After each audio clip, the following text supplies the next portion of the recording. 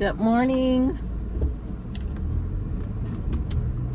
So, welcome to my channel. If you are new here, hey. If you are a returning subscriber or viewer and you have not subscribed, please subscribe. If you have subscribed, I truly appreciate you. I wanted to come on here today. This is a topic I've been wanting to speak on, but I wanted to make sure that I could. Oh, sorry, I didn't do an introduction. My name is Shaka Renee. Welcome to my channel, Stallion Gang. Back to the topic. I've been wanting to talk about relationships, how important relationships are. And I do mean, I don't really want to talk about romantic relationships, even though those are important. That's not really what I'm speaking on. What I'm speaking on are other relationships, like your friendships and your sisterships and your cousinships. Like those relationships are vital. Those relationships are important. And some of those relationships you have to deviate from, and some of those relationships you have to invest in more, right? Let me tell you something. As I continue to go on this travel of life, I tend to over process interactions sometimes for two people that I really care for. If I care for you, I may over analyze a situation. I'm gonna come back to you and say, hey, did you mean this when we were talking about this? And 9 out of 10, I have overanalyzed a situation. And that's why it's important to be a transparent friend. You need to also be able to check in with your friends. You need to be able to be vulnerable with your friends. And vulnerability, I just found out, ain't telling your friends or your family members who you consider as friends, or your sisters who you consider as friends, or cousins, whomever, all your business. When I was younger, vulnerability and friendship was, let me tell you my darkest secrets. Let me tell you everything. I knew everything about my friends, and that gave us a sense of bonding or a deeper connection. As I got older, I realized there were periods of time with certain of my friends that I wasn't even in their lives. Like, let's just use my best friend for an example. I was speaking with her yesterday, and we were just talking about life, things that we talk about. And I remember I went back to a piece of when I was younger and I was trying to figure out life, and it was difficult for me financially, emotionally, and she was in some of those pieces of my life. But then when she went to talk about that moment for her, she referred to other people that were in her life on a day-to-day basis. And that's when I realized there are chapters of my friendships with individuals that I'm not in. And that's okay. That's okay. And so that's when I bring you to, I used to think this, honey. I used to think that if my friend had a friend, I should also know that friend, because you're my friend, all us could be friends.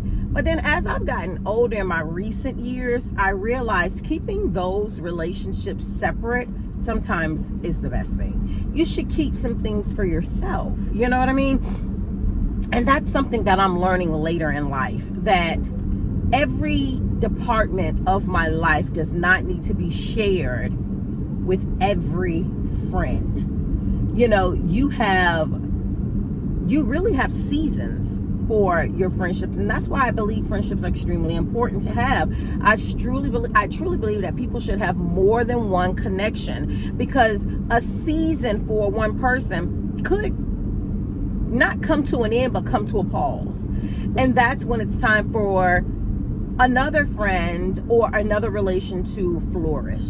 And so I will say this, out of all the friendships that I have, I do have maybe 2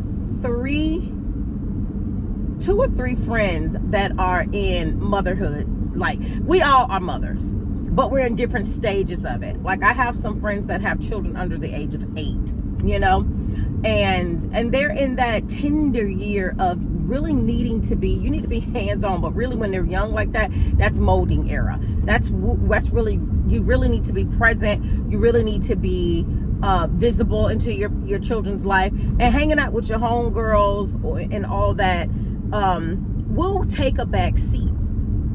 And so you have to have friendships or friends that are in the same season you are. I have 3 other friends. Some of them are family. Yeah. Or if I'm consider my family, let me see.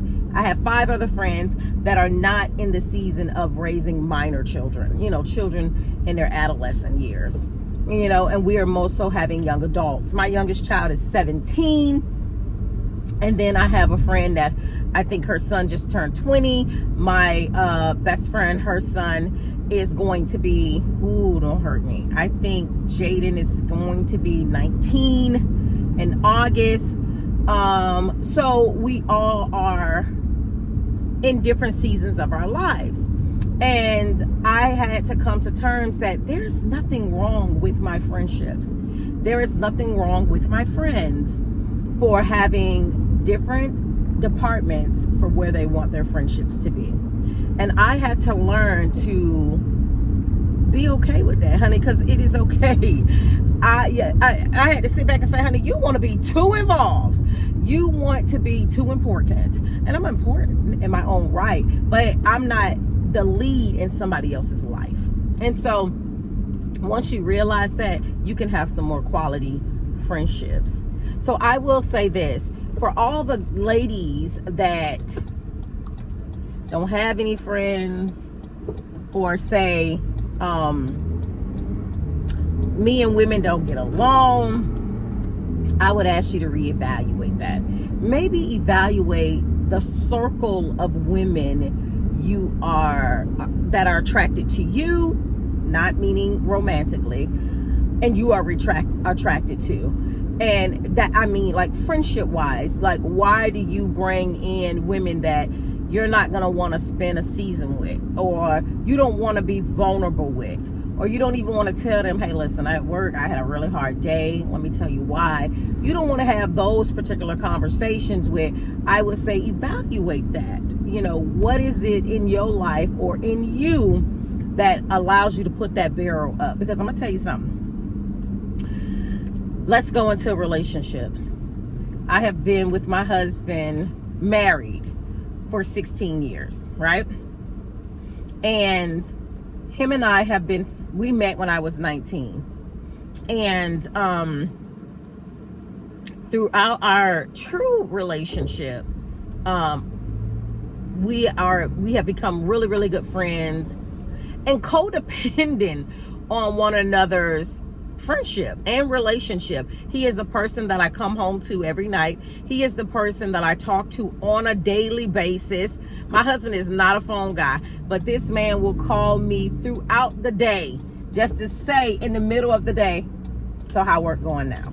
You know, because he knows that I am a phone person. And so he wants to be something he has never been before to me, and that is compromise, and that is, you know, love, like wanting to call me in the middle of the day to really hear in the middle of the day, and maybe he want to get it out the way, honey, so when he come home we can see what's going on with ESPN and what they done updated on since he's been at work. But he gets it out of the way. He'll call me and he'll say, hey, listen, how your day going? I ain't heard from you. You know, how everything happening, how you feel. You know, he asks me those questions every single day. And I appreciate that friendship. But I'm going to tell you the reason why that friendship and relationship is extremely important, just like those other ones. Because there's going to come a time that you're going to have a season with your mate that you're just not seeing eye to eye. And God forbid, God call him home before you're ready. And you haven't created any other spaces with any other individuals. Who's going to be there for you, come to your aid, to help you through some difficult times, And vice versa. If you lose someone dear to you that isn't your husband or your wife, who's that friendship that you have? I will say this. I learned everybody mourns differently. I have a friend that when she loses someone, she really detaches. She needs space. And I don't know from past experiences, like there's no, hey, I need a month, I need 2 months, because grief takes time. And so there's times that when she lost someone back in the day dear to her, I probably didn't talk to her almost a year. And if we did talk within that year, it was very spotty. It was very here and there, because she just couldn't take on my friendship, our friendship.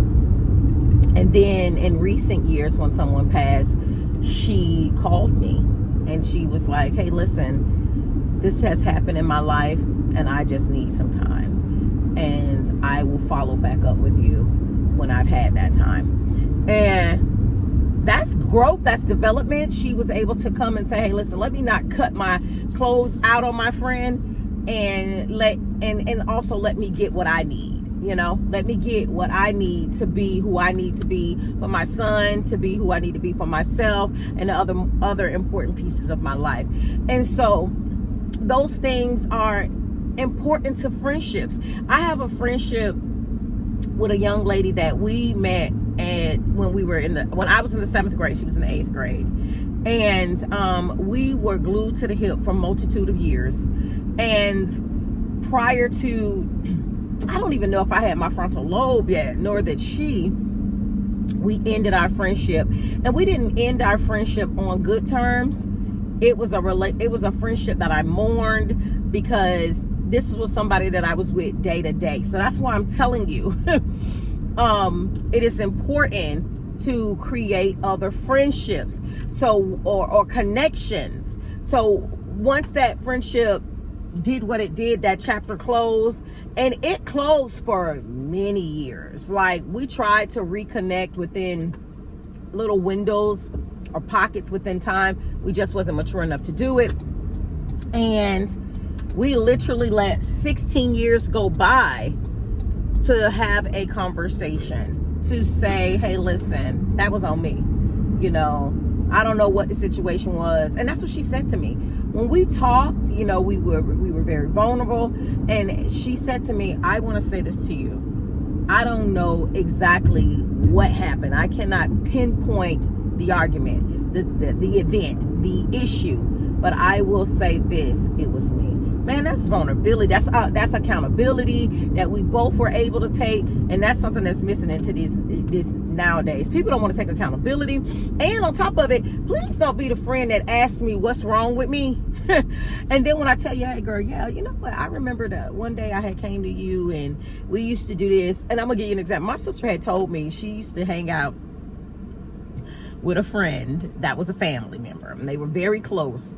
And she said they used to do an event together all the time. And she had gotten into a relationship, and not my sister, but my sister's family member friend had got into a relationship. And what her and my sister used to do, her man told her, that's something that you do with your man. And so she stopped doing those things with my sister. And so one day she came to my sister and said, what happened to us? We used to be so close, you used to do this. And my sister said, well, you told me that your man said those things that we do were things that people in couples relationships do. And she said that the response back from the other individual was, oh, how long you been holding on to that? So my thing is this though, I don't be that person that pretends or are not, or I wouldn't even say pretend, not equipped and ready to hear somebody else's feelings and to say, okay, I did say that, this is what I meant, or I still stand by that, or whatever the situation may be. Let's take some accountability. Let's have some bit of a growth, because what that does is, if you become vulnerable with somebody and you give somebody something that hurt you, and then they come back and tell you, oh really, oh so that's how you've been feeling, oh so every action that I've had since then, now you think it's something against you. So let's just be mindful of those things. Let's have some accountability, let's have some growth. And so what I would leave you with is this: every relationship will have its season of coming together and fixing an issue. Please don't be the type of person that if someone has, unless you've done something awful, that if somebody, you guys got into a situation and you had to come to the round table and have a conversation, that there's no accountability taken. There is, like, well, hey, I done grew out of this. And if you have grown out of it, just say, listen, I think that we have grown apart. Let's be mature about these things. You know, I've had situations with people that I've loved that were dear friends to me, that was family members, that we just grew apart, that I have no hard feelings. I will check in, but I realize I'm the only one checking in. Like, when you realize you're the only person making the phone call and saying, hey, what's going on with you? What's going on in your life? It's a one-sided relationship. Maybe it's time for you to just speak to that person and see that person when you see one another. And that is okay. So I leave you with a stallion tip. Having relationships are extremely important, and updating those relationships as well. Checking in. How are you doing? How do you feel? Where are we now? These are some things that have changed in our past. And I just use that in my example. The way I was with friends that I knew back in the sandbox, maybe we ain't the same person. And our friendship, we may not be, let's just say, best friends anymore. We may just be friends, getting to know each other in the stage of our lives. Or we may be friends that are just now reconnecting, and this is the best time for us because we're mature, we lived life, and not living life together was the best thing for us. So I just say to you, be vulnerable. God say you're not meant to be alone, and that's in a romantic relationship, and that's also in connections with other people. I love you guys. Until the next time.